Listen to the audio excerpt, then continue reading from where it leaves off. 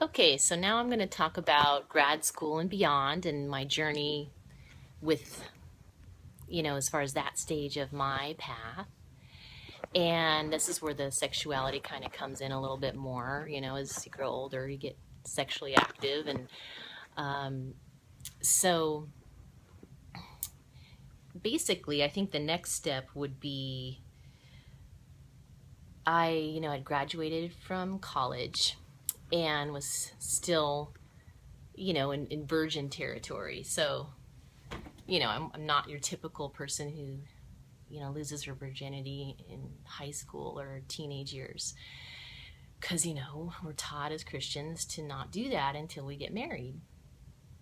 And I was actually engaged. I was in a relationship that started right after I graduated high school for 6.5 years until I was 24. And it was just, part of the Christian culture to not engage in intercourse unless you were married. So we abided by that. And a lot of people are shocked to hear that because, I was, I guess, 18 to 24 years old, and 6.5 year relationship is a pretty long time. 3.5 of that was long distance because he was from Texas.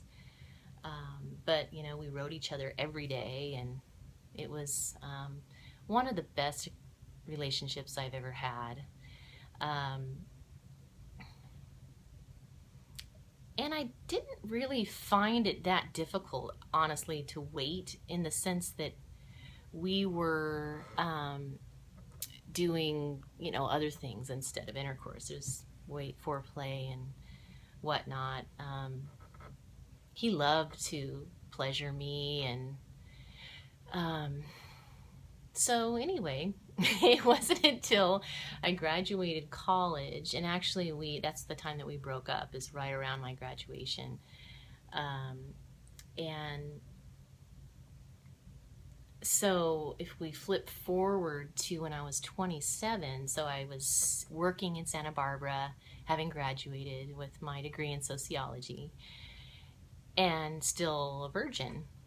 And, I had come close a few times with him in that, major first relationship, but really hadn't experienced intercourse yet. And it was a decision that I made, being 27 and graduated from college, that I finally said, it seems like I should start getting experience in this area so that at least I have some experience and I know what I'm doing. And so anyway, I started dating someone who was an engineer and quite a bit older than me. I want to say he was like 12 years or 10 years older.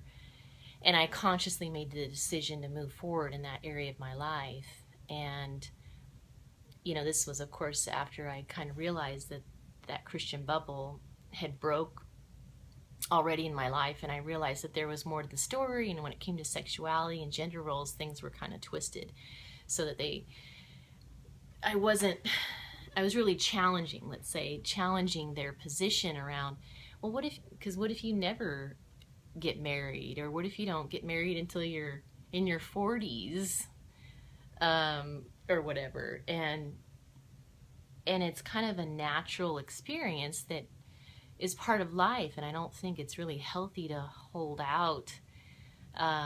It's a personal choice, but for me, I was noticing myself actually it causing some issues, trying to like shut down my body in a sense, instead of letting it flow. And it's, when you engage with someone sexually, it definitely is a decision that needs to be a wise one, because things can go wrong, and, emotions and drama or whatever. But anyway, I consciously made that decision at age 27, late bloomer. And I really wrestled with it too, because I went to grad school after that in Tennessee, where I got my master's in education. And that seemed to be a time period when I was really wrestling too, and with the whole sexuality piece, like really questioning, like, how can that be healthy? Because I was noticing myself shut down.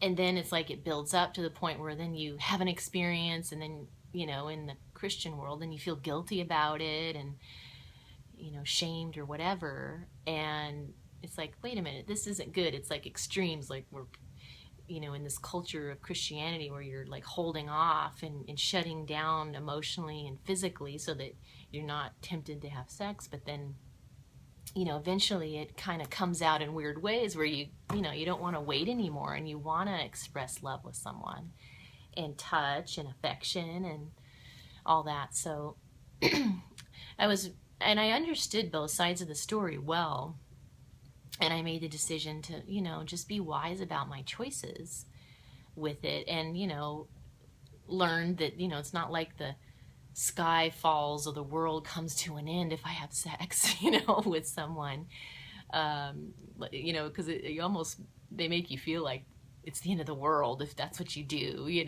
outside of being married. And I just kind of realized, that's just not realistic, because if you marry later in life, it's not like you're gonna hold off for all those years. That's just not realistic. It's not how we're rigged, and it's not healthy, because sexuality is a part of our awakening process. So I was, really wrestling with those issues, and just had to kind of come to the conclusion that the Christian story on all that was off. And and having grown up in a traditional Christian home, it's not something we discussed. And, I had to learn everything on my own through experience, unfortunately, because I wasn't coached or taught by my parents. It's not talked about enough, and in that culture, and it's like you're just supposed to not do it, and that's like all they have to say about it. So it was hard to have to learn through experience and really wise up and realize the intentions of men often, especially in younger years, is kind of just testosterone driven. And, there was definitely some scarring there, which I think most women will relate to, that, feeling used or not feeling taken care of. And so I learned to just get a lot more discerning and careful about who I share myself with, because I just tended to think everyone was just as pure-hearted as I was about it, and, was disappointed often, I guess, in men's behavior. So I would say my spirituality at that time was, of course, always very involved in my church and singles groups, and prayer has always been a big part of my practice spiritually, aside from reading, the Bible several times in my life, as well as a lot of Christian books and spiritual devotional type books.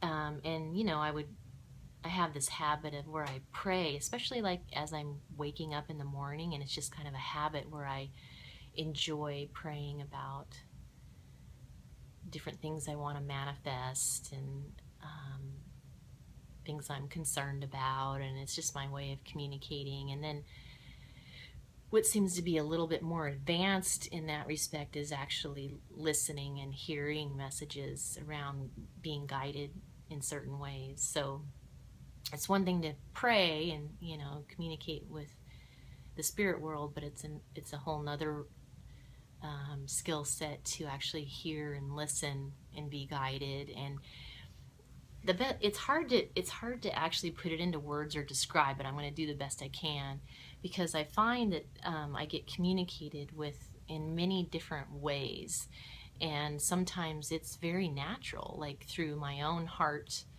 just checking in with my heart or my intuition. Sometimes it's impressions, sometimes it's just a message coming to me through multiple avenues at the same time, or it's just kind of confirming something over and over again through different people or situations. And so they have many ways that they communicate, which is quite fascinating. And it's just tuning in, and it's something that it's like almost like a radar that you tune into, that's a little more subtle than, say, having a voice just speak out to you and say, okay, do this now.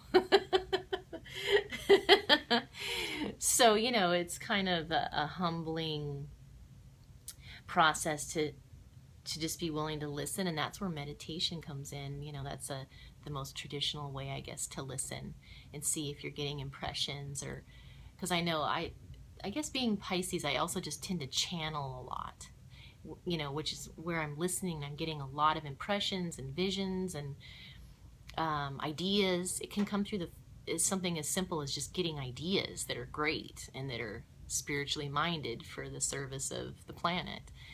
It doesn't have to be it's not necessarily anything super profound. It's just, you know, I guess that stream of consciousness coming through you where you're just aware of things that a lot of people kind of miss or are not tuned into because they haven't developed that aspect of their spirituality yet. So this was kind of the middle part, you know, grad school of me in my journey. And the next clip, I'm going to share with you how I actually got into Tantra.